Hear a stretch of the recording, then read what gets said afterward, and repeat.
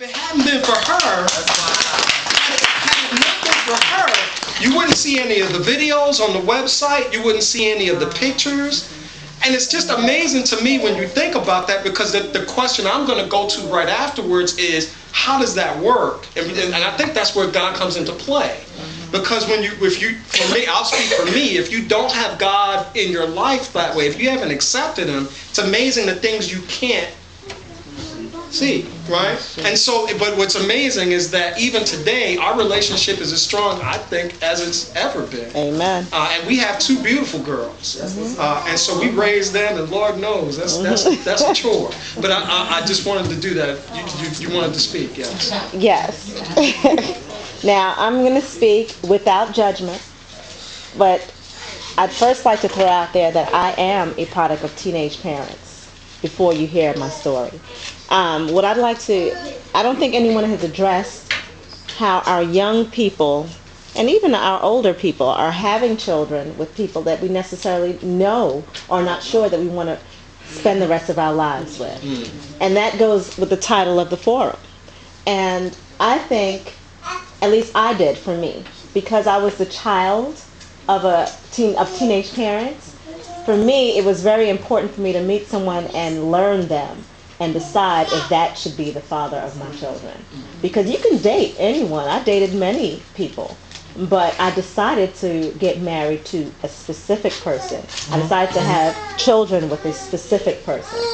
And I think the young people of today just don't compartmentalize their feelings, their love, what the future holds, because not everyone should be your baby mama or baby daddy. Right.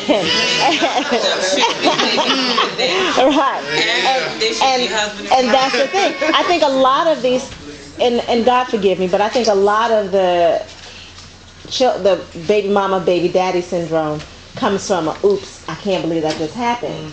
Because I don't think the intent was, okay, I'm dating him and he's going to be my next baby daddy. You don't meet someone saying, that's going to be my baby mama or baby daddy. It kind of just happens, and that goes along with something else also, because I'm an advocate of birth control and sexual just readiness, responsibility and readiness. Our young people, especially with all of what's going on today with health issues, AIDS, STDs, everything, we have too many young people who are popping up pregnant. Still? Really? In 2011? So for me, I think awareness starts there. We're not teaching our children. My mom taught me from a young age, because she had me at 15. My mother had me at 15, and the next day she turned 16. I was her sweet 16. She was in a hospital, and she spent the next 15 years of her life making sure that did not happen to me. And I mean, her methods might have been a little bit warped sometimes, but the message rang through. Because as a child, and this is what I don't get either, because as a child of teenage parents, I'm the one that went through the not enough food, not enough money, no car in the home. I have siblings now that are younger that don't have my experiences. They're very spoiled. They have a big house in Long Island, homes, cars, everything. But that wasn't the case to me. I grew up with my parents. So for me, and when I see younger people do it, and then their kids repeat the cycle, why in God's name, when you know what it's like to not eat, would you want to have your child, or do you experience that as well? So I think as parents in our community, we have to instill that, hey, it is not easy being a single parent. Before you decide to have the children, before you decide to make a lifelong commitment with that person, get to know them and make sure that is the right person. Because I think we don't think about that. We're in the heat of the moment. It feels good. It feels right. But we don't think long term. When that child's 10 years old, is he going to be a part of that child's life? Is she going to be a part of that child's life? And we have a few hands up here. Yes, ma'am. Okay, me. No, me. Okay, you can go. You can go in there. Go. No, I was saying, I'm raising 3 boys too. I had my oldest one when I was 23. I just lost my mom. I'm the only child. And I'm going through with my oldest son. I don't know if y'all know about this story. He was in a car think it was 2004. We had that bad snowstorm. It was on Spalding and Pembridge. 3 little boys was in the car, let's do the radio. 2 passed, 1 survived. That was my son Joshua, the one was in the car. Thank God for that. My mother, she was a pastor. We was attending Zoe Miracle Church, and my son never really dealt with that. Now, we is going through a trimester with him right now. And I was saying, all the men that we have in our family, they said they would support him, even though my father's still living. It's like there's no guidance, the father, the grandfathers, the uncles. You know, you can't get the guys in the areas to point because they doing their thing. You don't want them to be around, because this area right here is drug infected, terrible. So you don't want them to be, you know, it's just like for me, we just need more mentors. That's what we really need. And everybody always tell me, so you too strict on them. No, it's not the point of being strict on them. I didn't want them to go the wrong way. You know, I did all I could do as a parent. He was 21, and all my kids went to this school. My baby boy, his name is Daniel. He goes to this school too, but all 3 of them went to school, and all the teachers know him. But I said, well, where is the men that, I mean, is some kind of, you know, group of stuff we can get for men to just talk to the young boys, say you can be something that's never too late to be or achieve anything that you want to, and you can achieve it. Absolutely. That's that why we're here. Please do it. I'm sorry, what's your name again? Sylvia. Sylvia, your son attends this school now? No, my baby boy, but my other 3 went to this school. Okay, because right now we have several mentoring programs and flyers go out all the time about them joining here. As a matter of fact, at this point they're summing it up. But Sylvia, I will stay in touch with you. You and I are going to be here because there are mentors here and there are support systems here that we've never had before, and they're awesome. So let me say that too. So I'll make sure before we leave here today, I'm going to write your information down. We're going to stay in touch, okay? Thank you Okay. so much. All right, ma'am, you were next. No, mine. See, what were we saying about technology? Something about I was a teenage parent. I had my daughter when I was 16. Okay. Well, 17. And it was like, the same thing happened with my mother and my grandmother. But it was like when I was growing, I mean, as I was a teenage parent, it was like, yes, it was hard because my baby father was in and out. My daughter is 10 now, and it's still, he's in and out, in and out. Me, I always said that I was done for him, another child by him for the second time. But it's like, what makes me mad is he tends to my son more than he tends to my daughter. And he had 2 boys, but he had 4 girls. So it's like he tends to the boys, but the girls he feel as though that we should, as the mothers, we should go ahead and step in. But at the same time, he should step in because, like, my father was there for me, I expect him to be there for his girls. There's only but so much we can do as parents, period, as far as mothers and fathers. I can't do both. And it's like he look at it like he have all these girls and all you have, but it's like I can only teach my son but so much. But my son is up under me, and like he's a total opposite from a baby boy, but I just hope and pray that he stays like this. I mean, He will be. when I say it's a total opposite, it's a total different opposite. Like he's a grown man in a little man's body. Wow. But I don't know. I mean, I can't speak for everybody because I had both of my parents. Just my father didn't live with me. My father lived where he lived at, but my father was in my life. So therefore, I mean, it can go either way. Yes.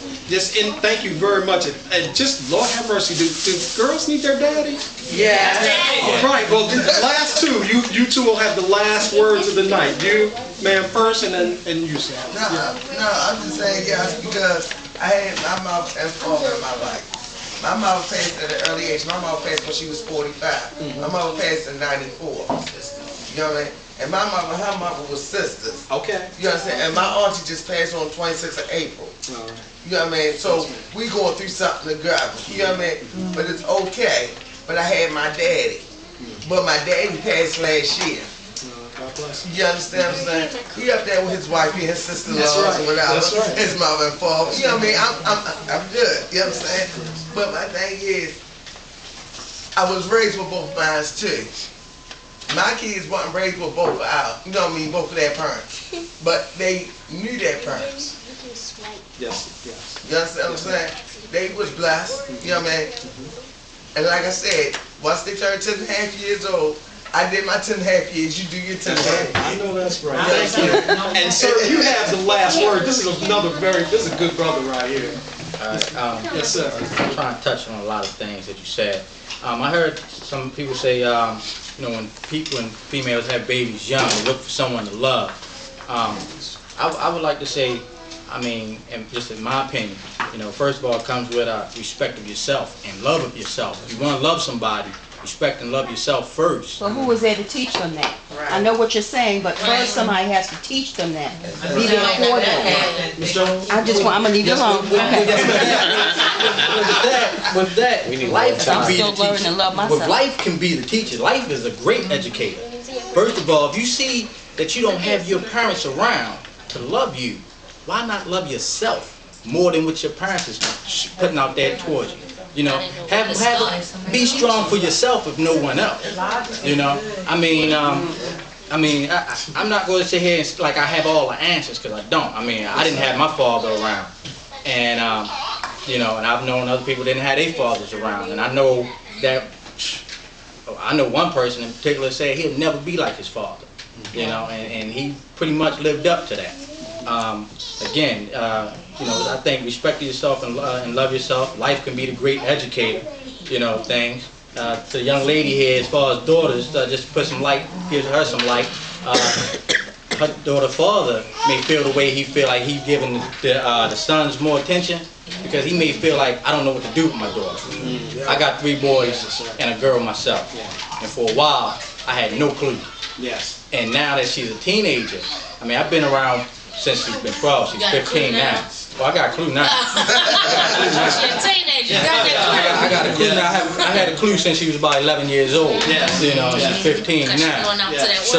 So back then, when I looked back then, I was like, man, I missed all them times when I could have helped the mom dress up cute and everything, instead of just, here, take this, and I go on about my business. You know, now what I'm trying to do with my daughter is just be like, look, you know, I'm not perfect, but what I want you to do is find somebody, if I could say, similar to me, that's going to be hard working, that's going to respect you, your mom, women in general, period.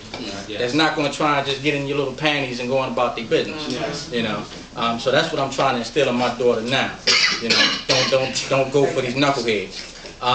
As far as like the marriage thing, the baby mamas versus the missus and the missus, Mr. and Mrs., you know, a lot of things cause divorce, and we touched on that. You know, I wrote down some things, financial things. You know, sometimes females think, I make more money than you, and they got these attitudes, and they get above themselves, or they think they're above themselves, I should say, and down to brothers. You know, sometimes it's warranted, sometimes it's not. You know, self-respect. You know, and the main thing I say is, before a person get into marriage, and that's probably why a lot of them fail, and see, that statistic didn't show that, you know, we both got to be on the same page, you know. In fact, not only on the same page, on the same book, you know.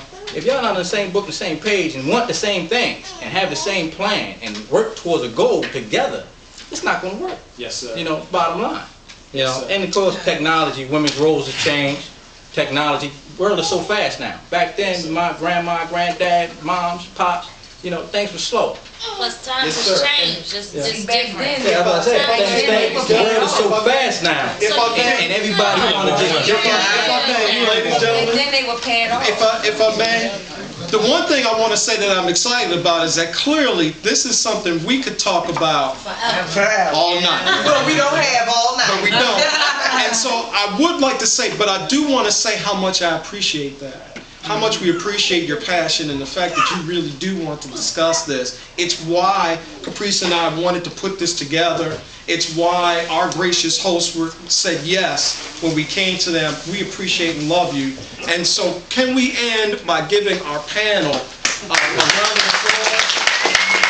And if you're going to give our panel a round of applause, could you please give yourselves a huge round of applause for supporting us. Thank you so much. We very much appreciate it. This ends our series. Thank you very much. And Ms. Peterson, if you would take away, we have prizes, y'all. Yes. Before I start calling your numbers, just a couple of